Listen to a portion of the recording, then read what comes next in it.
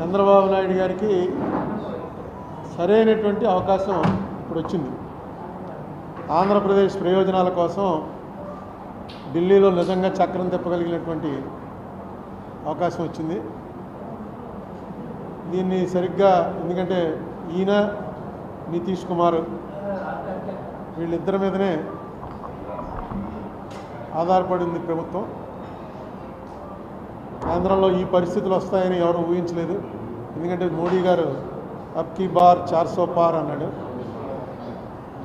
అది పని జరగలేదు.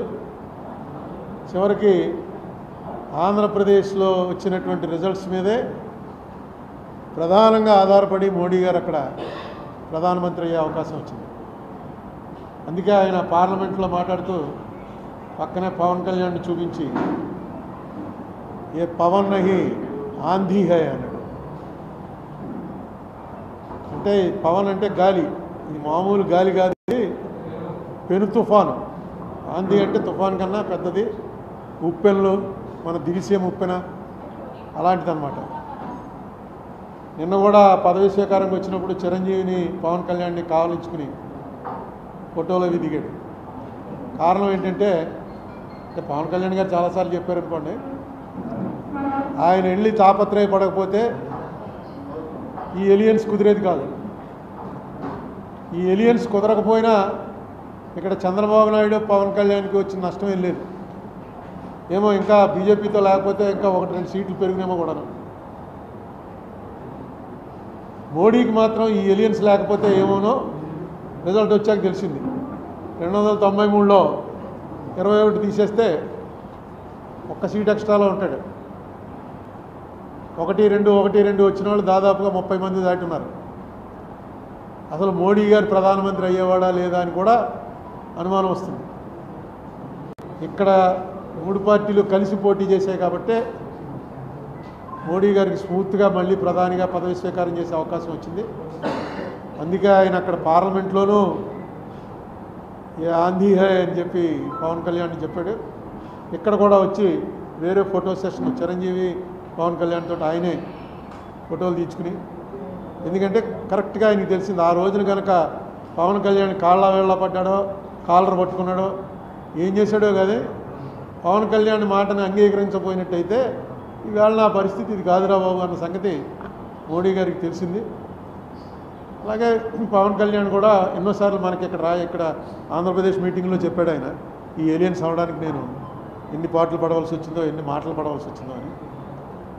మొత్తానికి సక్సెస్ఫుల్గా ఈవేళ ఉన్న సినేరియోలో ఆంధ్రప్రదేశ్కి రావాల్సినవి ఏవైతే ఉన్నాయో ఆ రావాల్సినవన్నీ కూడా తీసుకోవడానికి ఇంతకుముందు మనకు డినై చేసింది.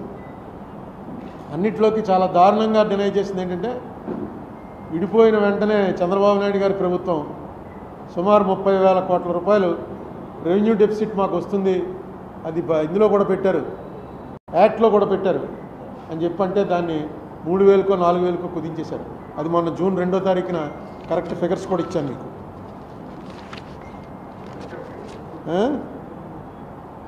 32,20,25 రూపాయలు ఏపీ గవర్నమెంట్ వారు అడిగితే లెక్కలేసి అనుకూలంగా స్పెషల్ కేటగిరీ స్టేటస్ విషయంలో కానీ, పోలవరంలో కానీ, విశాఖ స్టీల్ ప్లాంట్ విషయంలో కానీ, రైల్వే జోన్ విషయంలో కానీ, కడప ఉక్కు factory, Dugarajapatnam port, Kakinada petro complex, ఒక అగ్రికల్చర్ యూనివర్సిటీ, షెడ్యూల్ 9, షెడ్యూల్ 10లోని ఆస్తులు, ఇవన్నీ కూడా మీకు ఆ సమర్థత ఉంది, మీకు ఎందుకంటే ఎక్స్పీరియన్స్ ఉంది, అందరూ తెలుసు. అక్కడ ఈ సమయంలో మీరు రావటం, ఇంత పెద్ద మెజార్టీతో రావటం, దీన్ని ఆంధ్రప్రదేశ్ స్టేట్కి అనుకూలంగా మార్చేటువంటి ప్రయత్నం మీరు చేస్తారనే నమ్మకం ఉంది. చేయడానికి కావాల్సిన శక్తి మీకు రావాలని కోరుకుంటున్నాను.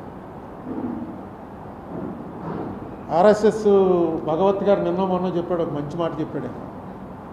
అహంకారం పనిచేయదు, పబ్లిక్ లైఫ్లో అహంకారం పనిచేయదు అని చెప్పాడు. బహుశా అది మోడీ గారిని ఉద్దేశించి అయి ఉంటుంది. ఆయన 400 పార్ ఇవన్నీ కూడా ఎలక్షన్ టైంలో చెప్తాం మనం, మాకు 3 లక్షల మెజార్టీ వస్తుంది, 30 లక్షల మెజార్టీ వస్తుందని. కానీ ఆయన ఒక మాట మాత్రం ఆఖరి ఫేజ్ ఎలక్షన్ జరగాల్సి ఉండగా ఒక మాట చెప్పాడు. అది ఆశ్చర్యం అన్నమాట. సాక్షాత్తు మనకు అవతార పురుషులు కూడా ఎవరు చెప్పలే ఆ మాట. ఆయన ఏమన్నాడంటే, నేను మామూలుగా అందరూ పుట్టినట్టు తల్లిదండ్రుల కలయిక వల్ల పుట్టినట్టుగా నాకు అనిపించట్లేదు, భగవంతుడు నన్ను వేరే పంపించాడు, ఏదో పని మీద ఇక్కడికి పంపించాడు, అందరినీ భగవంతుడు పని మీదే పంపిస్తాడు. ఆ మాట మనం అనుకోవడం కాదు, ప్రజలు అనాలి ఈయన కారణ జన్ముడండి అని. ఎప్పుడైతే ఆయనే అనుకుంటున్నాడో దానికి ఒక జబ్బు కూడా ఉంది సైకాట్రీలో, మెగలోమానియా అంటారు. అంటే తనని దేవుడి కింద భావించుకునేటువంటి జబ్బు అది. అదేంటో చాలా విచిత్రంగా ఆయన అలా అంటాడు అనుకోలేదు. ఎందుకంటే ఆయన చాలా గొప్ప స్పీకర్. ఆయన ఇవాళ భారతదేశంలో ఆయన్ని మించి హిందీలో స్పీచ్ ఇవ్వగలిగినటువంటి మనిషి ఇంకోటి లేడు. అంత గొప్ప స్పీకర్ ఎందుకు ఆ రాంగ్ అంటే బహుశా అది దృష్టిలో పెట్టుకునే భగవద్గారు ఆ మాట అని ఉంటాడు. అహంకారం అనేది తలకెక్కితే చాలా ప్రమాదంలో పడిపోతాం. మోడీ గారు కూడా ఇప్పుడు బాగా కంట్రోల్ అయ్యాడు. ఆయన మొక్కవళికల్లో కానీ ఆయన బిహేవియర్లో ఇది కానీ చూస్తున్నట్టయితే చాలా కంట్రోల్ అయ్యాడు. నాకు ఎప్పుడు కూడా బీజేపీ ప్రభుత్వం రావడానికి నేను ఎప్పుడు వ్యతిరేకం కాదు. ప్రతిపక్షం కూడా బలంగా ఉండాలి. ప్రతిపక్షం లేని డెమోక్రసీయే కాదు. ఇప్పుడు ప్రతిపక్షం ఆంధ్రప్రదేశ్లో 11 స్థానాలకు వచ్చేసింది. స్థానాలు 11 వచ్చినా 2019 ఎలక్షన్లో చంద్రబాబు నాయుడు గారికి ఎన్ని ఓట్లు వచ్చాయో అంతకన్నా 1-2 ఓట్లు ఎక్కువ వచ్చాయి జగన్కి. ఇప్పుడు స్థానాలు 11 వచ్చినా ప్రతిపక్ష పాత్ర మీరు నిర్వర్తించడంలో విఫలమైతే మాత్రం ప్రజాస్వామ్యానికి అర్థమే లేదు. మనం 14లో చూసాం. ఏడాదిన్నర ముందో జగన్మోహన్ రెడ్డి బాయ్కాట్ చేసి అసెంబ్లీని బయటకు వచ్చేసాడు. అసెంబ్లీకి వెళ్ళడం మారించారు. అలాగే 19లో చూసాం, చంద్రబాబు నాయుడు గారు బాయ్కాట్ చేసి బయటకు వెళ్ళిపోయారు. అక్కడ కూడా అసెంబ్లీ ఏమీ జరగలేదు. ఇప్పుడన్నా కనీసం ఉన్నది 10 మంది అయినా అసెంబ్లీలో కరెక్ట్గా మీరు ఏం చేయాలి. ఎందుకంటే అత్యున్నత వేదిక అది. ఏం అడగాలనుకుంటున్నారో ఏం చేయాలనుకుంటున్నారో చేయండి. అయిపోయింది. అప్పుడు 23 వచ్చినప్పుడు మీరు చెప్పారు 23 స్థానాలు వచ్చాయి, ఇంక అయిపోయింది చంద్రబాబు నాయుడు చాప్టర్ క్లోజ్ అని. ఇవాళ ఏమైంది? మీకు 11 స్థానాలు వచ్చినప్పుడు వాళ్ళు అంటారు మీ చాప్టర్ క్లోజ్ అని. చాప్టర్లు ఏవి క్లోజ్ అవ్వవు. మీకు ఒక ఉదాహరణ చెప్తాను. ఇదేదో నేను ఊహించి చెప్తుంది కాదు. 1989లో ఇక్కడ సీనియర్లకు తెలిసి ఉంటుంది. 89లో ఫస్ట్ టైం ఎంజీ రామచంద్రన్ చచ్చిపోయిన తర్వాత ఎలక్షన్లు జరిగాయి. అంతకుముందు ఆ ఎంజీ రామచంద్రన్ గారి భార్య జయలలిత ఇద్దరు కూడా పార్టీ నాదంటే నాదని కొట్టుకున్నారు. 89 ఎలక్షన్లో క్లియర్గా 169 సీట్లు కరుణానిధి గారి పార్టీకి వచ్చాయి. 30 సీట్లు జయలలిత గారి పార్టీకి వచ్చింది. కరుణానిధి గారు సీఎం అయ్యాడు. నెక్స్ట్ 91లో రాజీవ్ గాంధీ గారు చచ్చిపోయిన తర్వాత అనుకుంటాను ఈ ఎల్టీటీఈకి కరుణానిధికి సంబంధాలు ఉన్నాయనే దీంతో కరుణానిధి ప్రభుత్వాన్ని రద్దు చేశారు. రద్దు చేసి మళ్ళీ ఎలక్షన్లు వచ్చాయి. మళ్ళీ ఎలక్షన్లు వస్తే జయలలితకి 225, కరుణానిధికి 7 సీట్లు. ఎక్కడ 169 తక్కువని 7కి పడిపోయాడు. రూలింగ్లోంచి అపోజిషన్లోకి మెజరబుల్ అపోజిషన్. కానీ ఏడుస్తూ ఇంట్లో కూర్చోలా నడిపాడు. 5 ఏళ్ళు ప్రతిపక్ష పాత్ర నడిపాడు 7గురితోటే. నడిపి 96 వచ్చేటప్పటికి కరుణానిధికి 221, జయలలితకి 4 అసెంబ్లీ సీట్లు. లాస్ట్ టైం 7 వచ్చిన వాడేమో 221 పెరిగాడు. 225 వచ్చిన వాళ్ళు 4కి తగ్గారు. 2011లో మళ్ళీ 203. జయలలిత 2 సార్లు నెగ్గింది. 2016లో కూడా నెగ్గింది ఆవిడ చచ్చిపోవటానికి ముందు. అంతకుముందు ఎప్పుడు ఒకసారి అయినా ఒకసారి ఆవిడ అలా వచ్చేది. 2 సార్లు నెగ్గింది. ఈ రాజకీయాల్లో ఎప్పుడు కూడా నిస్సహాయత ఉన్నవాడు రాజకీయాల్లోకి రావటమే అనవసరం. ఉదాహరణ చంద్రబాబు నాయుడే. ఆయన వయసుకి మొన్న వేసంకాలం ఈ టీవీలో చూస్తుంటే మనకు చెమటలు పట్టేసాయి. ఏంట్రా బాబు ఇంత ఎండలో అలా పడి మెయిన్ రోడ్డు మీద నిలబడి అలా మాట్లాడుతున్నాడు, చెమటలు కారిపోతుంటే మనకే భరించలేకపోతున్నాం. ఏసీ కూర్చుని ఎలా తిరుగుతున్నాడు అంటే ఆ కసి, ఆ రాజకీయం అనేటువంటి ఆ కసి ఉండాలి. నిస్సత్వ తగ్గిపోవాలి. నిస్సహాయత నాకు ఎవడో లేడురా అన్నది ఉండకూడదు. అలా చేశాడు కాబట్టి ఆయన మళ్ళీ రివర్స్ అయింది. ఇప్పుడు జగన్మోహన్ రెడ్డి కూడా మా వాళ్ళని కొట్టేస్తున్నారు. ఇవన్నీ కూడా మామూలుగా జరుగుతూ ఉంటాయి. ఈసారి కొంచెం ఎక్కువ జరుగుతూ ఉండొచ్చు. జగన్మోహన్ రెడ్డి దీనికి మైనస్కి ప్రధానమైనటువంటి కారణం ఏంటంటే ఆయన చేసినటువంటి పనులు కక్షతో చేస్తున్నాడు అని మిడిల్ క్లాస్ జనం నమ్మారు. ఆయన చేస్తున్నటువంటివి రూల్ ప్రకారం చేశాడా, రూల్ ప్రకారం చేయలేదా అన్నది పక్కన పెట్టి, రూల్ ప్రకారం చేసినా రూల్ ప్రకారం కాకపోయినా ఇది కక్ష పట్టి చేస్తున్నాడు అని ఖచ్చితంగా మెజారిటీ ప్రజలు నమ్మారు. ఇంకా ఏ బడుగు బలహీన వర్గాల వాళ్ళు ఓట్లు నీకు వస్తాయనుకున్నావో ఆ బడుగు బలహీన వర్గాల వాళ్ళంతా కూడా రెక్కాడితే కానీ డొక్కాడని జనం. ఆ జనానికి 50 రూపాయల లిక్కరు 200 రూపాయలు దాటిపోతే తాకుండా ఉండలేని పరిస్థితి అనేక సంవత్సరాల నుంచి అలవాటు చేసాం. సాయంకాలం అయ్యేటప్పటికి ఇంటికి వెళ్ళేటప్పుడు లెక్కర వేసుకుని వెళ్ళడం అలవాటు అయిపోయిన వాళ్ళు ఒక్కసారిగా బడ్జెట్లో మార్పు వచ్చేసింది.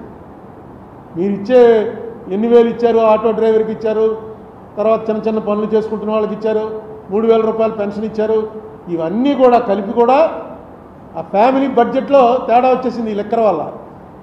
మీకు ఎలక్షన్లు పోవడానికి వాళ్ళకి డైరెక్ట్గా గవర్నమెంట్ తోటి సంబంధాలు ఉండవు.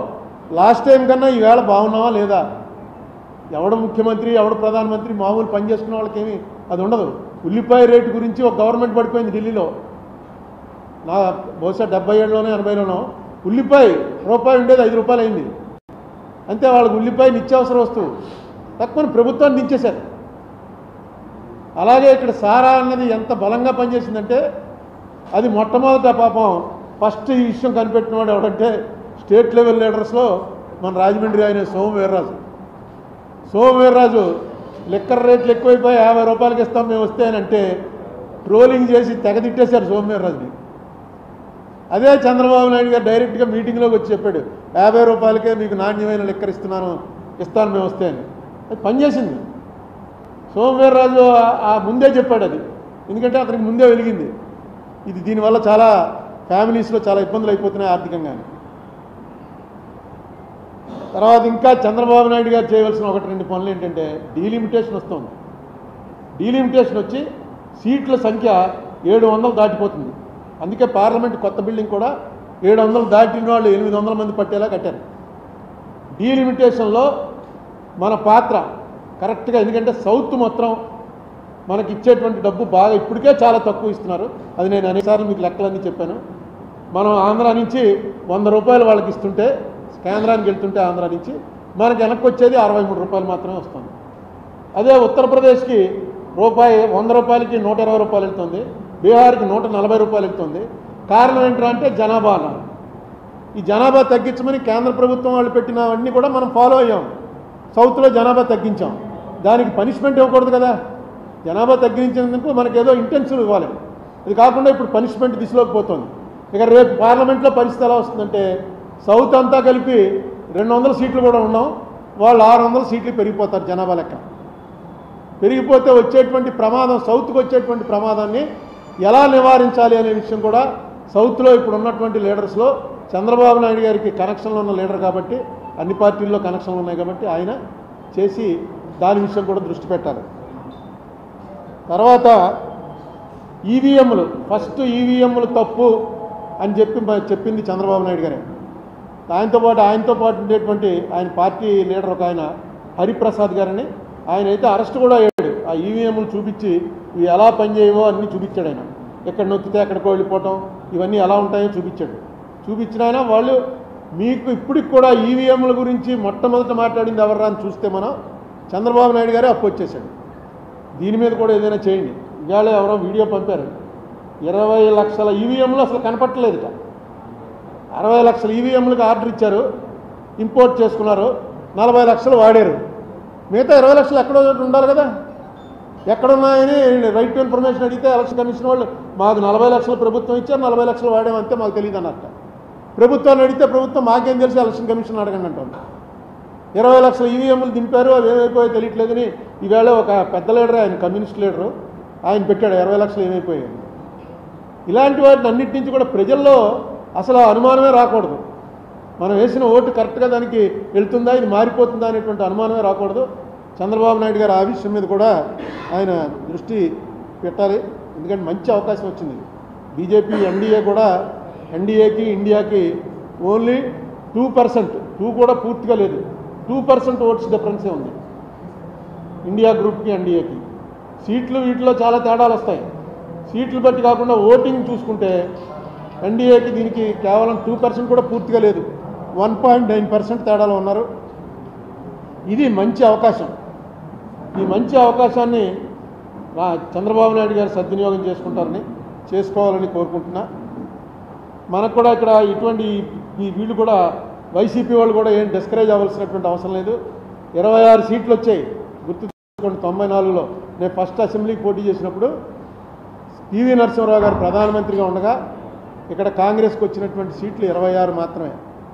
ఏది 294కి 26, 296కి 26 వచ్చింది. మళ్ళీ ఎలక్షను 96 నుంచి 99లో కొంచెం పెరిగాం. 2004 వచ్చేటప్పటికి 181 సీట్లతో అధికారంలోకి వచ్చాం. రెండే పార్టీలు ఉన్నప్పుడు, ఇప్పుడు రెండే పార్టీలు ఉన్నాయి ఇక్కడ. మిగతా పార్టీలు ఎవడో ఒకటి జారపడాలి. ఒకటి జగన్మోహన్ రెడ్డి పార్టీ, ఒకటి నారా చంద్రబాబు నాయుడు పార్టీ. ఈ రెండే పార్టీలు ఉన్నప్పుడు ఇలాంటివి సాధ్యం అవుతాయి. వన్ సైడ్గా ఇటో, వన్ సైడ్గా అటో. కాబట్టి వీళ్ళు డిస్కరేజ్ అయిపోక్కర్లేదు. వాళ్ళు కూడా ఏదో ఇంక అయిపోయింది, స్మాష్, ఇంక జగన్ పార్టీ క్లోజ్ అయిపోయింది, ఇంకా మనమే అని వాళ్ళు అనుకోక్కర్లేదు. ఇక్కడ ఈవేళ ఉన్నటువంటి వాతావరణం చంద్రబాబు నాయుడు గారి ఎక్స్పీరియన్స్ తగ్గట్టుగా రైట్ టైంలో రైట్ డెసిషన్ వచ్చిందని నేను అనుకుంటున్నాను. ఎందుకంటే ఇదే పాత్రలో ఇంకొకళ్ళు ఎవరైనా ఉంటే ఇంత బాగా ప్లే చేయలేదు. అంటే చేస్తారని నేను అనుకుంటున్నాను. ఇప్పటివరకు ఏమీ మొదలవలేదు. ఇంకా మంత్రివర్గం ఎవరెవరికి ఇచ్చారో కూడా తెలియలేదు. కానీ ఖచ్చితంగా చంద్రబాబు నాయుడు గారి ఇంపార్టెన్స్ ఢిల్లీలో చాలా పెరుగుతుంది. చంద్రబాబు నాయుడు అండ్ నితీష్ కుమార్ వాళ్ళు చెప్పినట్టుగా నడవలసినటువంటి అవసరం బీజేపీ మోడీ గారికి ఉంటుంది. దాన్ని ట్యాక్ట్ఫుల్గా స్టేట్ ఇంట్రెస్ట్కి చేసుకోవడంలో ఆయన కనుక కరెక్ట్గా పెడితే డెఫినెట్గా సక్సెస్ అయ్యే అవకాశం ఉంది. అలాగే ఇప్పుడు ఆయన శిష్యుడే రేవంత్ రెడ్డి, శిష్యుడు అనొచ్చో లేదో, లేకపోతే కొలీగు రేవంత్ రెడ్డి పక్కన సీఎం అయి ఉన్నాడు. ఆయనతో కూడా షెడ్యూల్ 9, షెడ్యూల్ 10 వెంటనే సెటిల్ చేసుకోండి. మనకు ఎంత వస్తుందో చూడండి. అది కూడా మొన్న ఎఫిడేవిట్లో వేసిన ప్రకారం, మన ఏపీ గవర్నమెంట్ వేసిన ఎఫిడేవిట్ ప్రకారం చూసుకుంటే అది ఎంత రావాలి మనకి, ఇంతకుముందు చెప్పాను మీకు, అది దాదాపుగా 1,30,00,000 కోట్లు రావాలి. 1,30,000 కోట్లు. 1,30,000 కోట్ల రూపాయల్లో 58% మనకు రావాలి. షెడ్యూల్ 9, షెడ్యూల్ 10 అసెట్స్ వాల్యూ కడితే, ఈ వాల్యూ కట్టింది కూడా చాలా కాలం అయింది. ఇప్పుడు ఇంకా చాలా పెరుగుంటుంది. 1,42,000 అయితే అదే కరెక్ట్. 1,42,000 అది మనకి ఎఫిడేవిట్లో వేశారు. నేను వేసిన కేసులో ఎఫిడేవిట్లో 1,42,000 కోట్ల రూపాయలు అన్డిసైడెడ్గా ఉంది అని వేశారు. ఆ వేసిన దాంట్లో ఇప్పుడు మనకు ఎంత రావాలో అక్కడ ఉన్నది రేవంత్ రెడ్డి గారు, నెక్స్ట్ బెస్ట్ ఉన్నది బీజేపీ. అదే కేసీఆర్ గారు ఉంటే ఆయన నేను ఇంతకాలం ఇవ్వకుండా ఆప్ చేశాను, రేవంత్ రెడ్డి వచ్చి ఇచ్చేసాడు, చంద్రబాబు నాయుడుతో కలిశాను అనే అవకాశం ఉంటుంది. కానీ ఇప్పుడు కేసీఆర్ కాదు, అక్కడ రెండు జాతీయ పార్టీలే ఉన్నాయి, బీజేపీ కాంగ్రెస్. వీళ్ళిద్దరూ కలిసే చేశారు ఆ యాక్ట్. అందుకని ఖచ్చితంగా యాక్ట్ ప్రకారం ఇంప్లిమెంట్ చేయండి అంటే రేవంత్ రెడ్డి గారు ఆల్రెడీ ఒక కమిటీ వేశారని మొన్న ఎప్పుడో పేపర్లో చూశాను. రేవంత్ రెడ్డి గారు ఖచ్చితంగా చంద్రబాబు నాయుడు గారు అంటే వీళ్ళిద్దరికీ కూడా కొంత పాత పరిచయాలు, ఆ క్లోజ్నెస్ ఉంది కాబట్టి దాన్ని కూడా స్టేట్ ఇంట్రెస్ట్కి వాడాలని కోరుకుంటున్నా. 1,42,000 కోట్లుగా చెప్పాను. తర్వాత నేను వేసినటువంటి ఏపీ రీఆర్గనైజేషన్ కేసులో కూడా ఇంకా జగన్మోహన్ రెడ్డి ప్రభుత్వం అందులో ఎఫిడేవిట్ వేసింది, వేసి కౌంటర్ వేశారు. ఆ కౌంటర్ వేసిన దాన్ని మీరు కొనసాగించండి, ఇంకొక పెద్ద ప్లేటర్ని పెట్టి దాని విషయం కూడా ఏపీ రీఆర్గనైజేషన్ కేసు మీద నేను వేసినటువంటి కేసులో మనం ఏదైతే అడిగామో రిలీఫ్, ఆ రిలీఫ్కి ప్రభుత్వం తరఫున ఎవరన్నా పెద్దవాళ్ళు వస్తే ఆ కేసు కూడా కరెక్ట్గా నడుస్తుంది. అలాగే నేను ఎప్పటి నుంచో చంద్రబాబు నాయుడు గారిని కలిసి కూడా అడిగాను. ఒకసారి పార్లమెంట్ లోక్సభలో 18/2/2014 నాడు ఏం జరిగింది, అనేక సార్లు మోడీ గారు, అమిత్ షా గారు రాజ్యసభలోనూ లోక్సభలోనూ చెప్పారు, ఆంధ్రప్రదేశ్కి జరిగినంత అన్యాయం ఇప్పటివరకు ఈ పార్లమెంట్ వచ్చాక ఎవరికీ జరగలేదు, మీరా మాకు పాఠాలు నేర్పుతారని కాంగ్రెస్ వాళ్ళని నిలదీశారు వాళ్ళు. మీరు ఒక్కసారి అడగండి ఏం జరిగింది ఆ వేళ, దాని మీద చర్చ పెడదామని. నా దగ్గర చాలా మెటీరియల్ ఉంది, అలా దాచుకుని ఉంచాను. ఆ వేళ ఎంతమంది హాజరయ్యారు, హాజరైన వాళ్ళందరూ సరిపోతారా, అసలు నిజంగా ఆ వేళ ఓటింగ్ పెడితే ఏపీ రీఆర్గనైజేషన్ పాస్ అవుతుందా, బిల్లు యాక్ట్ అవ్వడానికి అవకాశం లేదు. అవన్నీ ఆధారాలతో ఉన్నాం. అసలు అక్కడ చర్చే పెట్టడానికి 10 ఏళ్ళు అయింది. వైసీపీ వాళ్ళు ఉన్నప్పుడు పెట్టలేదు, అంతకుముందు చంద్రబాబు నాయుడు గారు ఉన్నప్పుడు పెట్టలేదు. ఇప్పటికైనా ఒక చర్చ, ఒక చిన్న చర్చ మీద ఓటింగ్ కూడా ఓటింగ్ అక్కర్లేనటువంటి చర్చ ప్రజలకు తెలియటానికి. ఆంధ్రప్రదేశ్లో ఉన్న మీడియా అంతా కూడా ఆవేళ దీన్ని వ్యతిరేకిస్తూ ఇక్కడ పనిచేశారు. అన్ని పార్టీల వాళ్ళు ఎక్సెప్ట్ సిపిఎం, జయప్రకాష్ నారాయణ, ఈ రెండు పార్టీలు తప్ప అన్ని పార్టీల వాళ్ళు కూడా దీన్ని వ్యతిరేకించారు. ఏం జరిగిందో కూడా ఎవరికి తెలియదు. అయిపోయిందంటే అయిపోయిందన్నారు, తలుపులు మూసారు, టీవీ ఆపేశారు. ఏంటి కారణం అన్నదాన్ని మీరు చర్చ పెట్టమంటే 10 ఏళ్ళ నుంచి జరిగిన దాని గురించి కనీసం ఓ పోస్ట్ మార్టం అన్నా చేసుకుంటే ఇలాంటి ప్రమాదాలు ఇక ముందు జరగకుండా ఉంటాయి.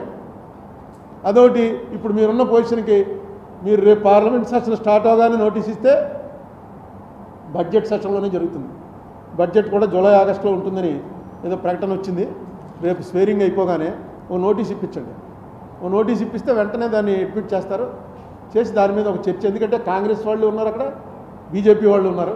వాళ్ళిద్దరూ కలిసి ఏం చేశారు, ఏం అఘాయిత్యం చేశారు అన్నది ఇమీడియట్గా తేలుతుంది. తేలటం వల్ల వచ్చేటువంటి ప్రయోజనం ఏంటంటే ఆంధ్ర వాళ్ళు వదలలేదురా, వాళ్ళకి జరిగినటువంటి నష్టం దేశం చేత ఒప్పించారు, ఆ వాళ్ళు తప్పు చేశారు మీరు అని యావత్ భారతదేశం చేత పార్లమెంట్లో ఒప్పించారు అనేటువంటిది చిన్న ఇది ఎఫెక్ట్ కాదు. లేకపోతే మనల్ని అసలు వీళ్ళు ఏమీ లేదురా అధికారం కోసం కొట్టుకోవడమే తప్ప వీళ్ళకి ఏదో కాంట్రాక్ట్లు ఇవ్వడం, ఆ కాంట్రాక్టర్లకు ఇస్తున్నావా లేదా, వాళ్ళే నడుపుతారు ఆంధ్రాలో రాజకీయాలని, పొలిటీషియన్లకు ఏం సంబంధం లేదని ఏదైతే ఒక ఇంప్రెషను నార్త్ ఇండియాలోకి వెళ్ళిందో దాన్ని వెంటనే మనం ఆపుకోవాల్సినటువంటి అవసరం ఉంది. అదే విషయం చేత తర్వాత వీటి మీద కూడా మొన్న పెద్ద గొడవ అయింది కదా, డొనేషన్లు అవి ఆనర్ బాండ్స్, ఎలక్టోరల్ బాండ్స్, దాని మీద కూడా ఒకసారి చర్చ పెట్టించి, ఎందుకంటే ఇవన్నీ మోడీ గారు వన్ సైడ్గా చేసుకుంటూ పోయినటువంటివి. నెక్స్ట్ మోడీ గారికి ఒక్కళ్ళకే వచ్చింది కాదు, మోడీ గారు ఒక్కళ్ళకే డబ్బులు వస్తే ప్రధానమంత్రిని మనం ఎంబ్రాస్ చేయడం ఎందుకు, ఇప్పుడు ఆయన హ్యూమిలియేషన్లో పెట్టడం ఎందుకని చెప్పి అనుకోవచ్చు. మీ పార్టీకి వచ్చింది, వైసీపీకి వచ్చింది, మన జనసేన పార్టీకి వచ్చింది, అన్ని పార్టీలకి వచ్చాయి ఎక్సెప్ట్ కమ్యూనిస్టులు యాక్సెప్ట్ చేయలే. అన్ని పార్టీలకి కూడా ఇచ్చారు. ఇచ్చిన దాని మీద అసలు ఏంటి దీని వెనకాల ఉన్నది, ఎలా ఇచ్చారు, ఏ మనీ ఇచ్చారు, ఎక్కడి నుంచి ఇచ్చారు, వాళ్ళకి జరిగిన ఉపకారాలు ఏంటి, ఎందువల్ల ఇలా జరిగింది, ఇది అసలు కరెక్టా, అది కరెక్ట్ అనే అంటున్నాడు ఆయన. మోడీ గారు ఇప్పుడు కూడా ఏమన్నాడు, మొన్న ఎలక్షన్ మీటింగ్లో కూడా ఆయన కృష్ణుడితో పోల్చుకుంటూ చెప్పాడు, చూడండి ఎంత దారుణం అయిపోయిందో, కుచేలుడి దగ్గర అటుకులు తీసుకున్నందుకు కృష్ణుడి మీద ఎంక్వైరీ చేసే పరిస్థితులు వచ్చాయి ఈ దేశంలోనూ.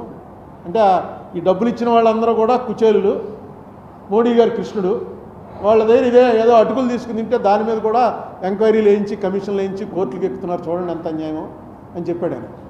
అది నిజమా? అది ఎంత తెలుసుకోవడం కోసం. ఎందుకంటే ఈవేళ ఫస్ట్ టైము ఈ పరిస్థితి వచ్చింది. అంతకుముందు వాజ్పేయి గారి టైంలో చంద్రబాబు నాయుడు గారికి ఈ పరిస్థితి వచ్చినా ఈ ఎక్స్పీరియన్స్ లేదు. నెక్స్ట్ వాజ్పేయి గారు ఈ మనిషిలా కాదు, ఈ గవర్నమెంట్లా కాదు, వాజ్పేయి గారికి మోడీ గారికి చాలా తేడా ఉంది. సో ఇప్పుడు మోడీ అనేటువంటి ఒక పెద్ద ఏనుక్కి అంకుశం పట్టుకునేటువంటి అవకాశం చంద్రబాబు నాయుడుకి వచ్చింది. అంకుశమేమో నితీష్ కుమార్, చంద్రబాబు నాయుడు మావటి. జాగ్రత్తగా దాన్ని వాడండి. నితీష్ కుమార్ కూడా ఏం మాట్లాడ్డు. నితీష్ కుమార్ డెఫినెట్గా ఆయన స్టేట్ ఇంట్రెస్ట్ని బట్టి స్టేట్లో ఆయన మైనస్లోకి వచ్చే ప్రమాదంలో ఉన్నాడు కాబట్టి దాన్ని బట్టి పోతాడు ఆయన. మీరు చంద్రబాబు నాయుడు గారికి ఇంత అవకాశం వచ్చింది, నేను ఇది పెట్టినటువంటి ఏకైక కారణం చంద్రబాబు నాయుడు గారు ఆయన్ని కరెక్ట్గా వాడుకోవాలని.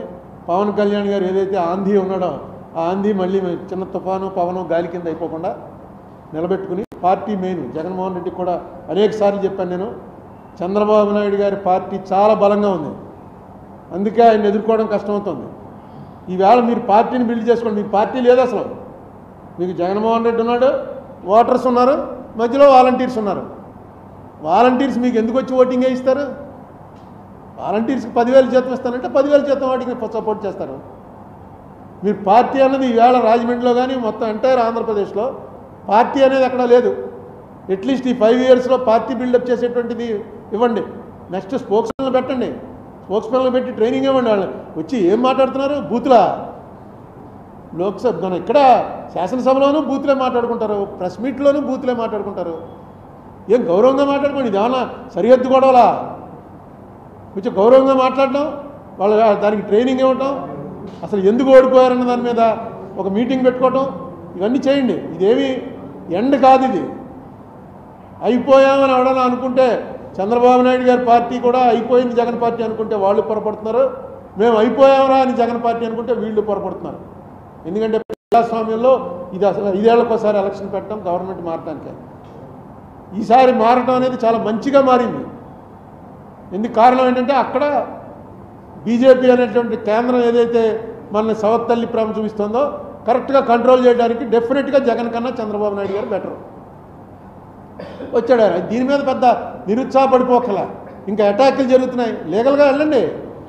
లీగల్గా ఎక్కడైతే కొడుతున్నారో అన్ని వీడియోలన్నీ టీవీలో చూపించడం కాదు, కోర్టులో పెట్టండి.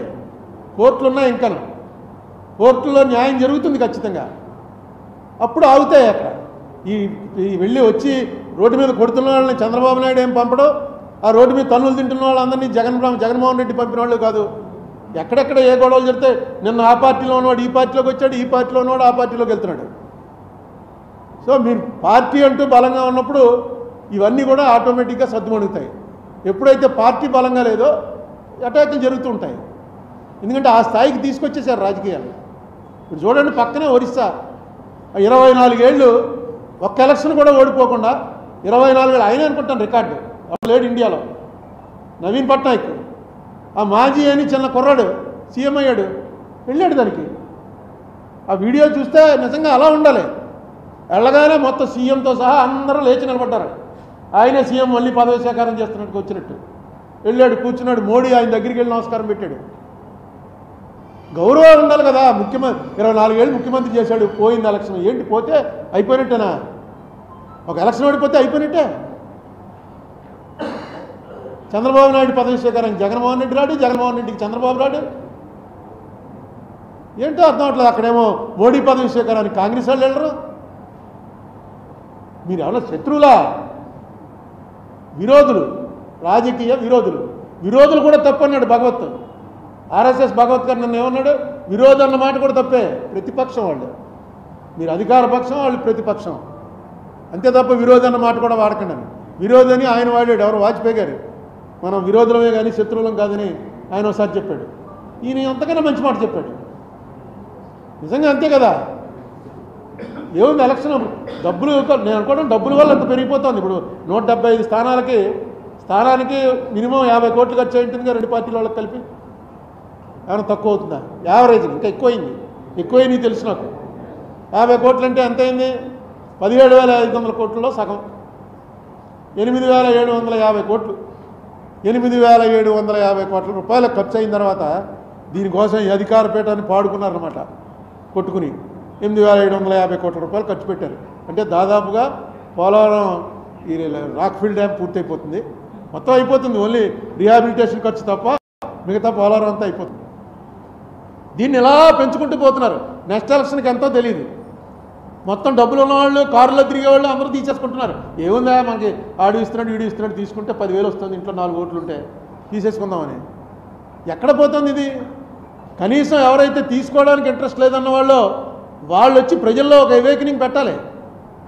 ప్రజల్లో అవేకనింగ్ పెట్టకపోతే ఇది ఇలా ఈ పాట పాడుకుని 8,750 కోట్ల రూపాయలకి రాష్ట్రం పాడుకున్న తర్వాత ఈ రాష్ట్రంలో వ్యాపారం చేస్తారా, జనం కోసం చేస్తారా? మనమే ఊహించుకోండి. మనమే ఆస్తులన్నీ అమ్మేసి అప్పులు చేసి ఎమ్మెల్యే ఎంపీ అయిన తర్వాత మొట్టమొదటి ప్రయారిటీ ఏముంటుంది? మనం కరెక్ట్ కాకపోయినా సరే ఫస్ట్ ప్రయారిటీ మనం అప్పులు తీర్చాలి. లేకపోతే వాళ్ళు ఊరుకోరు. పోనీ ఆస్తులు త్యాగం చేసేసినా అప్పులు తీర్చాలి. ఏ పొలిటీషియన్ అయినా అలాగే తయారవుతున్నాడు. దీనికి కారణం ఏంటి అనేటువంటిది ఎవరైతే చెప్పగలిగిన వాళ్ళు, కొంచెం చదువుకున్న వాళ్ళు, డబ్బులు అవసరం లేకుండా వెళ్ళి ఓటేస్తున్న వాళ్ళు ఉన్నారో వాళ్ళందరూ కూడా నోరు మూసి కూర్చుంటున్నారు. మేధావి మౌనం చాలా ప్రమాదకరం. ఎప్పుడో వీరేశలింగ పంతులు గారు చెప్పారు అందరికన్నా ముందే, వైలెన్స్ కన్నా సైలెన్స్ చాలా ప్రమాదం అని. ఒక మామూలు జనం చేసే వైలెన్స్, రౌడీలు చేసే వైలెన్స్ కన్నా ఇంటలెక్చువల్ మెయింటైన్ చేసే సైలెన్స్, అది చూస్తూ కూడా వీడు సైలెన్స్గా ఉంటే అది ఎక్కువ ప్రమాదం.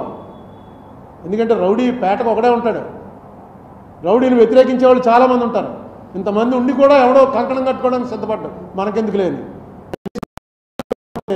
ఏ ప్రభుత్వం వచ్చినా సరే ఇది తప్పదు. ఇది ఇలా కంటిన్యూ అవుతూనే ఉంటుంది. దీని మీద ఆలోచన చేయాలి కొంచెం. ఎవరైతే కొత్తగా యంగ్స్టర్స్ వస్తున్నారు, చదువుకున్న వాళ్ళు వస్తున్నారు, టైం స్పేర్ చేసే వాళ్ళు వస్తున్నారు, వాట్సాప్లో చూస్తుంటే ఎలాంటి మాటలు చెప్తున్నారు, ఎంత బ్రహ్మాండంగా. వాళ్ళ పేర్లు కూడా ఎక్కడ చెప్పుకోరు, పేర్లు కూడా తెలియవు. ఒక్కొక్కటి వింటుంటే మొత్తం ఫిగర్స్ 1952 నుంచి, ఇంకొకడైతే మొన్న ఒక ఆయన పెట్టాడు 1929 నుంచి భారతదేశం చరిత్ర అంతా, ఎలక్షన్లు ఎలా జరిగాయి, ఏ ఎలక్షన్లో ఎన్ని ఓట్లు వేశారు, ఎలక్షన్ తర్వాత ఏ సంస్కరణలు వచ్చాయి, 30 మినిట్స్లో చెప్పేశాడు మొత్తం. ఉన్నారు చాలామంది, మీలోనే చాలా, మీరు జర్నలిస్టులు చాలామంది ఉన్నారు మీలోనే. ఏదో చేయండి దీని మీద కూడా. అప్పుడప్పుడు ఒక మీటింగ్, మీరు కార్తీక వనసమారాధన పెట్టుకున్నట్టే నెలకో మీటింగ్ మీ ప్రెస్ క్లబ్లో పెట్టుకుని దీనికి సంబంధించి ఒక్కొక్కటి రిలీజ్ చేస్తూ ఉంటాం. ఎంత నష్టం వచ్చింది, ఈ ఓటు అమ్మేసుకోవటం వల్ల ఎంత నష్టం వచ్చింది స్టేట్కి. డెఫినెట్గా ఇది నష్టమే. 8,750 కోట్ల రూపాయలు పెడితే ఖచ్చితంగా వాళ్ళు 10,000 కోట్లన్నా సరే దానిలో లాగడానికి చూస్తారు. ఇతనే ఎందుకు పెడతారు, అందరూ బిజినెస్ మెన్లే. దీని మీద కూడా ఆలోచన చేయమని కోరుతున్నాను. ఏమండి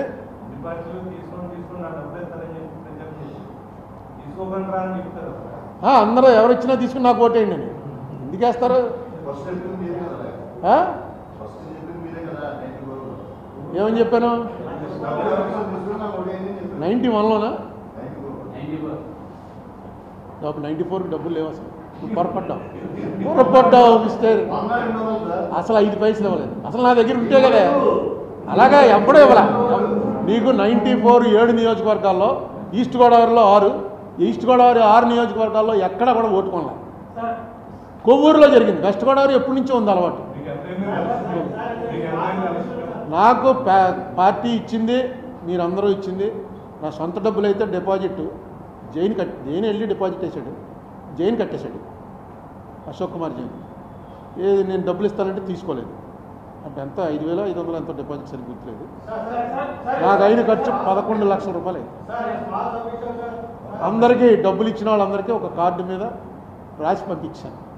ఎవరో నాకు ఇచ్చిన డోనర్స్ పేర్లు, ఎంత ఖర్చు అయింది రాసి, పార్టీ ఇచ్చింది ఎంత, డోనర్ల పేర్లు, రామనారాయణ 1000 రూపాయలు, కృష్ణకుమార్ 500 రూపాయలు అని రాసి కార్డులు అందరికీ పోస్ట్ చేశాను.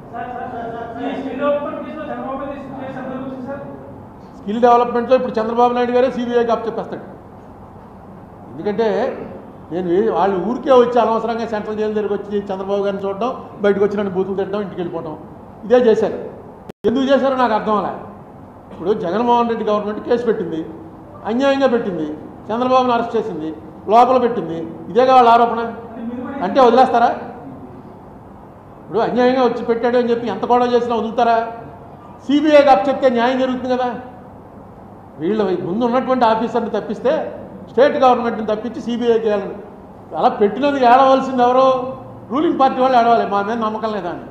విచిత్రంగా ఈయన పార్టీ వాళ్ళు మరి ఏముందో వీళ్ళకి, బీజేపీకి అప్పుడు సంబంధాలు ఏంటో నాకు తెలియదు, కానీ వీళ్ళు తిట్టేశారు మొత్తం.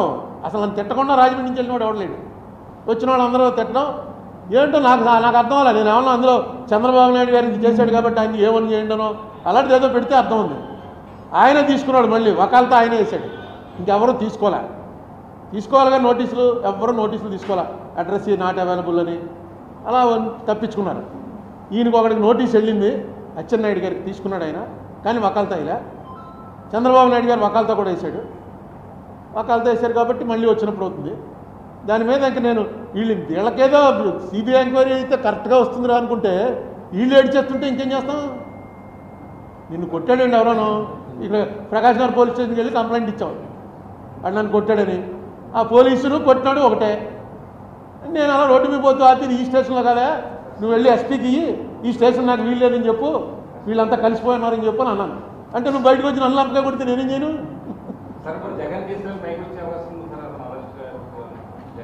జగన్ కేసులు పైన ఉన్న ఒక ఇదేంటంటే, అరెస్టులు ఎప్పుడు చేస్తారు? రిమాండ్ ప్రిజనర్స్ అంటారు, కన్విక్షను. రిమాండ్ ఎప్పుడు ఇస్తారంటే ఈయన బయట ఉంటే సాక్షుల్ని ప్రభావితం చేస్తాడని అర్థం. అది ఛార్జ్షీట్ వేసేవరకే.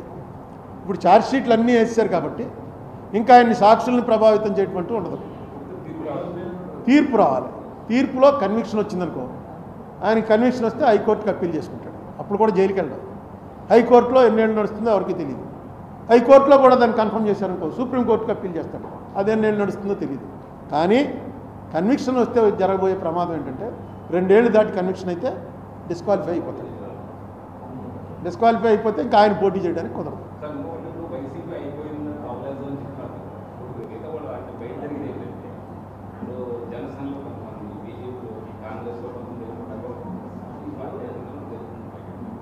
పోతారు కాదు. మీకు ఒకటే తెలుసుకోండి, ఈవేళ ఉన్నటువంటి రాజకీయ పరిస్థితుల్లో లీడర్స్ తోటి జనం లేరు.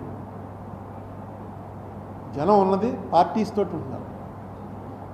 ఆ పార్టీలో లీడర్ ఈ పార్టీకి మారినా, ఈ పార్టీ లీడర్ ఆ పార్టీకి మారినా, ఆఖరి నిమిషంలో ఇటేపు నుంచి అటేపు వెళ్ళిపోయినా అక్కడ వేవే మారట్లా. ఇదేంటారు నిన్నటి వరకు జగన్మోహన్ రెడ్డిని పొగుడుకుంటూ వెనకాల తిరిగినవాడు ఈవేళ సడన్గా వచ్చేసి నేనే టీడీపీ అంటున్నాడని అప్పుడో చోట్ల చూస్తే చంద్రబాబు నాయుడు మొహం, పవన్ కళ్యాణ్ మొహం, ఇక్కడ జగన్మోహన్ రెడ్డి మొహం. నెగ్గితే వాళ్ళు నెగ్గినట్టు, ఓడిపోతే వాళ్ళు ఓడిపోయినట్టు. మీ మిగతా ఇండివిజువల్స్ వల్ల ఏమన్నా ఒక 2 to 3% డ్యామేజ్ ఉండొచ్చు, ప్లస్ ఉండొచ్చు.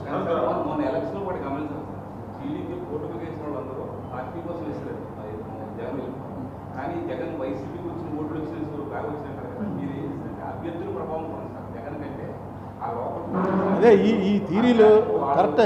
ఈ థీరీ ప్రూవ్ చేయలేని థీరీ. కేసీఆర్ని అదేగా అన్నారు, అభ్యర్థులు మార్చుంటే నెగ్గును, మార్చలేదు కాబట్టి ఓడిపోయాడు. ఇది ఏది కూడా ప్రూవ్ చేయలేని థీరీ. అయిపోయిన తర్వాతే చెప్తారనమాట. కానీ ఒకటి మాత్రం మొన్న ఇది జగన్మోహన్ రెడ్డిని దించటమే ఈ ఎలక్షను, ఇంకా మిగతావన్నీ పక్కనట్టండి, జగన్మోహన్ రెడ్డిని దించటమే ఈ ఎలక్షను అని ప్రజల్లో ఆలోచన మార్చిన వాడు మాత్రం పవన్ కళ్యాణ్. ఎందుకంటే వాడు బీజేపీ ఎలియన్స్లో ఉంటూ వాళ్ళతో కన్సల్ట్ చేయకుండా ఇక్కడికి వచ్చి జైలు దగ్గర ఆయన ప్రకటించాడు.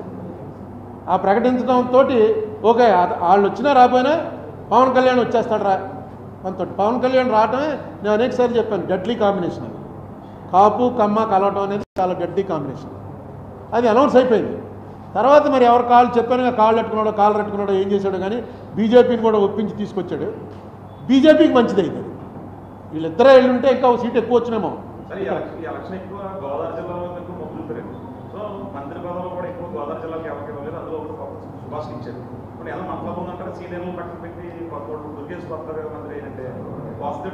అంటే ఇప్పుడు ఎలా వస్తుందంటే వీటిలో జనరల్గా సీనియర్స్లో ఒకటికి ఇచ్చారనుకోండి, మిగతా వాళ్ళకి బాధేస్తుంది. సీనియర్స్ అందరినీ పక్కన పెట్టాడు అనేటువంటి ఒక ఫీలింగ్ ఎప్పుడైతే వెళ్తుందో, నెక్స్ట్ ఈవేళ ఉన్న పరిస్థితుల్లో నేను రేపు ఎలక్షన్ నెగ్గి మంత్రి అవ్వాలరా అనేటువంటి ఆ అంబిషన్ తోటి వచ్చినోడు ఎవడలేడు. జగన్ ఓడిపోవాలరా అన్నది తప్ప మొన్న ఎలక్షన్లో ఇంకేం కనబడాల. జగన్ ఓడిపోవాలరా అన్నది ఫస్ట్ లాస్ట్ అదే ఒకటే ఇష్యూ అనమాట. ఎజెండా ఒకటే. ఆ ఎజెండా సెట్ చేసింది డెఫినెట్గా పవన్ కళ్యాణ్.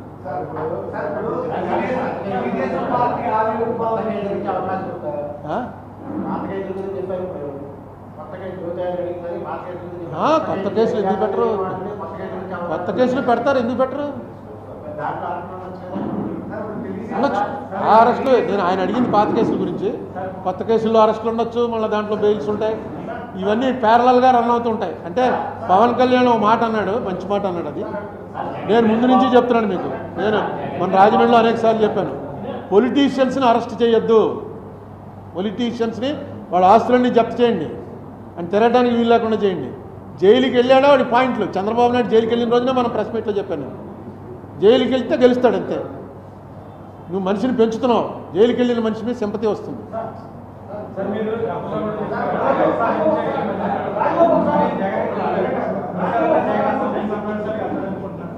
వెళ్ళాలి, జగన్ వెళ్ళాలి ఖచ్చితంగా. మధ్యలో అలగటం, పోవటం, బయటికి పోవటం ఇవన్నీ చేయకండి. చంద్రబాబు నాయుడు గారు బయటికి పోయింటే ఆ వేళ చాలా పెద్ద హ్యూమిలియేషన్. అది మనం వెంటనే ప్రెస్ మీట్ పెట్టి కూడా చెప్పాం. అసలు ఆ టైప్ ఆఫ్ డిబేట్లు ఆపండి. ఆ టైప్ ఆఫ్ డిస్కషన్ వల్ల ఏం ప్రయోజనం లేదు. ఏదో ఎలిమెంటరీ స్కూల్లో పిల్లలు దెబ్బలాడుకుంటున్నట్టు అది వాళ్ళు కూడా దెబ్బలాడుకోవట్లేదు. ఇప్పుడు వాళ్ళు చాలా గౌరవంగా మాట్లాడుకుంటారు.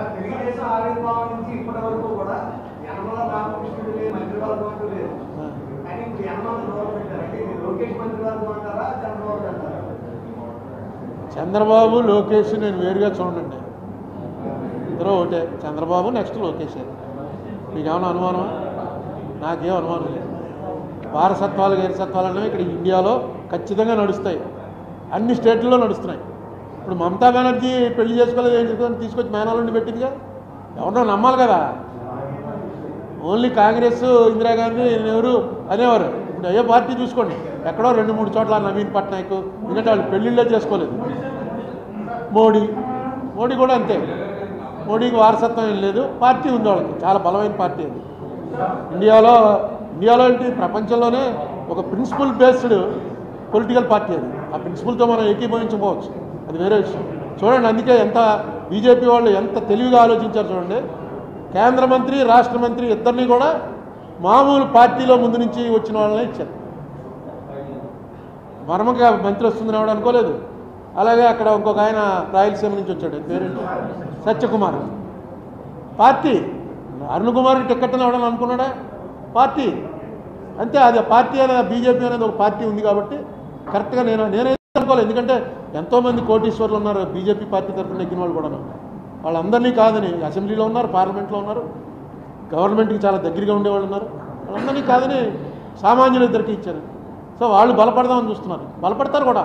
ఎందుకంటే తమిళనాడులో 18% వచ్చింది, మన సీటు రాలేదు కానీ ఓట్లు బాగా పెరిగాయి. ఇక్కడ కూడా పవన్ కళ్యాణ్ తోటి కలిసి ఉన్నారు, పెరుగుతారు. అది పెరగడం అంత మంచిది కాదని నా ఉద్దేశం అనుకోండి, అది వేరే గొడవ.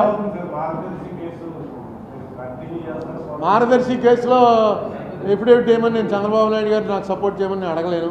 వాళ్ళిద్దరికీ ఉన్న స్నేహం నాకు తెలుసు. కానీ ఇప్పుడు ఇంక పెద్ద సపోర్ట్ ఏముండదు. వాళ్ళు యథార్థాలు ఎలాగే చెప్పాలి. గవర్నమెంట్ని పార్టీ చేశాం కాబట్టి అక్కడికి వచ్చి యథార్థాలు చెప్పాలి. మీ చంద్రబాబు నాయుడు గారు సాయం చేద్దాం రామోజీరావు గారికి అనడానికి రామోజీరావు గారు లేరుగా, అసలు ఆయన మనిషే లేడు. సో ఆ కేసు ఏమవుతుంది అన్నది ఓపెన్ అయిన తర్వాత నేను ప్రెస్ మీట్ పెట్టి మీకు ఎలాగ చెప్తాను.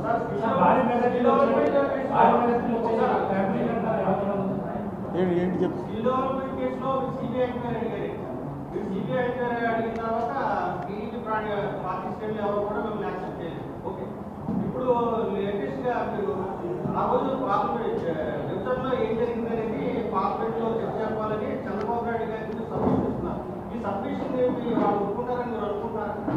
ఇప్పుడు ఇక్కడ మనం మాట్లాడుతున్నవన్నీ ఒప్పుకుంటున్నారేంటి? మనం మాట్లాడుతున్నాం ఏమన్నా ఒప్పుకున్నారా ఇప్పుడు వరకు? ఏదో మన గోళ మంది వాళ్ళ గోళ వాళ్ళది.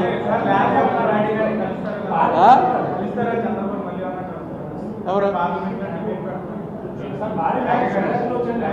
అవసరం ఆయనకి ఇచ్చాను. ఆయన కన్విన్స్ అయ్యాడు. గంట సేపు కూర్చున్నాం, ఆయన కన్విన్స్ అయ్యాడు, చూశాడు, వెంటనే పెట్టమని నన్ను ఢిల్లీ పంపాడు. అందుకని ఆయనకి తెలుసు ఎందుకో అప్పుడున్న కారణాల వల్ల వాళ్ళు పెట్టలేదు. అది కూడా నేను ఎప్పుడు దాని మీద కామెంట్ చేయలే. ఇప్పుడు అవకాశం వచ్చింది.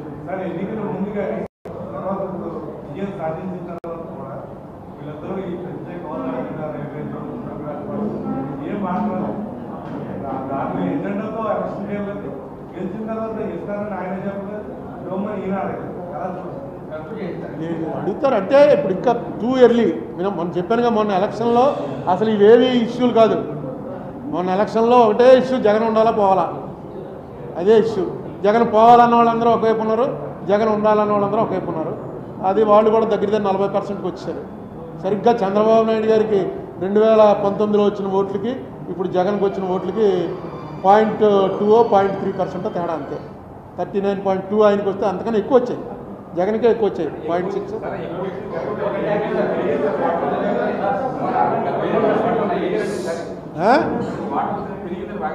అదే పర్సంటేజ్ నేను చెప్పేది పర్సంటేజ్.